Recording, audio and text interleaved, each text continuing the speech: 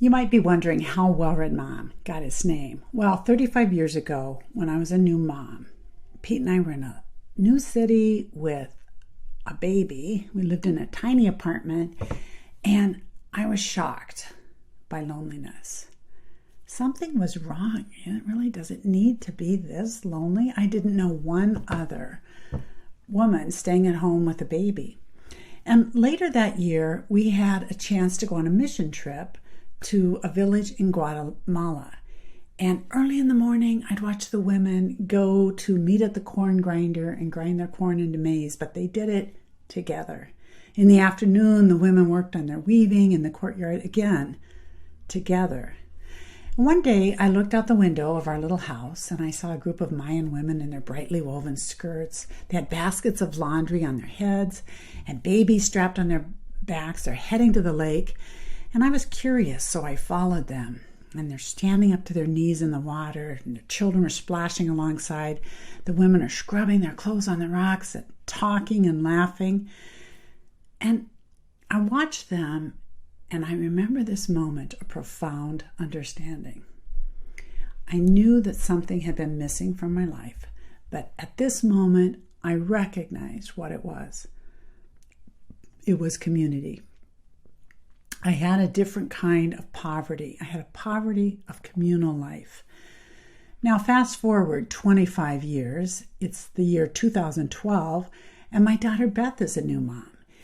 And one day she calls me and she says, "Mom, I'm not going back to that mother's group. I've been there 3 times.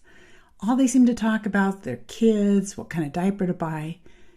Isn't there a place after college where women get together and talk about the real questions of life?" And I recognized in her voice a cry, that same kind of loneliness that I had had as a new mom. Well, at the same time that Beth was a new mom, I had been traveling around giving some talks to mothers groups on the importance of reading. I titled these talks Well-Read Mom. But I found myself driving home from these talks sad. Why? Because women were not reading. In fact, not one woman was reading quality literature for her own enjoyment. And then I realized that actually I wasn't either. Everyone agreed that reading is important, but everyone else also said, "I don't have time to read," or "I didn't do well in my college lit class," or "where would I even start?" And so I drove home sad from these talks because they were just making women feel like, "Oh, here's one more thing you're not doing as a mom. Here's one more thing you're failing at, maybe." So the day that Beth called me, that day, her desire for a place to talk about the real questions of life merged with my desire to read more. And Well-Read Mom was born. The idea was simple. We'd read books together. She'd start with a group of her friends in St. Paul, and I'd start one with my friends in Crosby. So this avenue of friendship could also be not just a way to grow in friendship, but a way to be held accountable. I would put together a list. I would do that, and I'd write questions for each book. And let's get a 5-year list together. I said, "Beth, let's really do this, and let's do it well. Let's read quality literature together. Let's help each other in this." So I would email her each month with an audio that I would put together along with the questions, and I'd put the book list together. So that job was easy for me. It was exciting. I went to my bookshelves. I pulled about 150 books off the shelves that I thought would be interesting for women. I wanted my daughter to read these. I wanted to read them again. But then I had them piled on my rug in stacks, and I didn't know how to order them for our 5 years of reading. Do I do it in chronological order and start with the ancient epics, Homer's Iliad and Odyssey, and Virgil's Aeneid, St. Augustine, Dante? And then I recognized I had a problem. I thought, I don't want to be in this book club.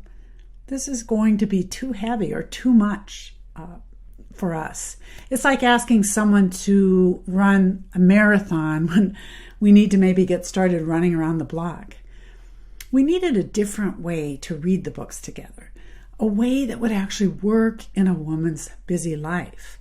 Shorter reads during the holiday months, spiritual classics during Advent and Lent, and then really good books, worthy books as well as classics in literature. The idea was to raise the bar without crushing anyone. We wanted it to be a hospitable place where one woman might experience great and worthy books for the very first time, and at the same time, a woman who was a voracious reader could continue to grow and be challenged. St. Benedict ordered his monastery so that, quote, the strong have something to yearn for and the weak have nothing to run from, end quote. So we wanted to raise the bar and yet have it be a hospitable place for everyone. One day I was reading Pope John Paul II's 1995 letter to women, and he was thanking women in their various roles in this letter. Thank you, women who are mothers. Thank you, women who work. Thank you, women who are sisters and friends. And as I read this letter, I nearly jumped out of my chair because I thought, this is it. The books can be categorized around the capacities of being a woman. So we started with Year of the Daughter. This last year was Year of the Sister. Now we're moving into Year of the Family. And that's how the books are categorized, according to the capacities of a woman's life. Today, there are over 500 Well-Read Mom groups across the United States and over 3,200 members last year. Who is Well-Read Mom for? It is for all women. It started when my daughter was a new mom, but we have single women. We have women who are widowed. We have married women without children. I think our oldest member is 85. We even have college groups following along. So it's for all women. And I hope that you'll be curious enough to say, maybe this is for me too. And if you're curious or want to join us, please go to wellreadmom.com. You can start anytime, and we'd love to have you join us. Thank you.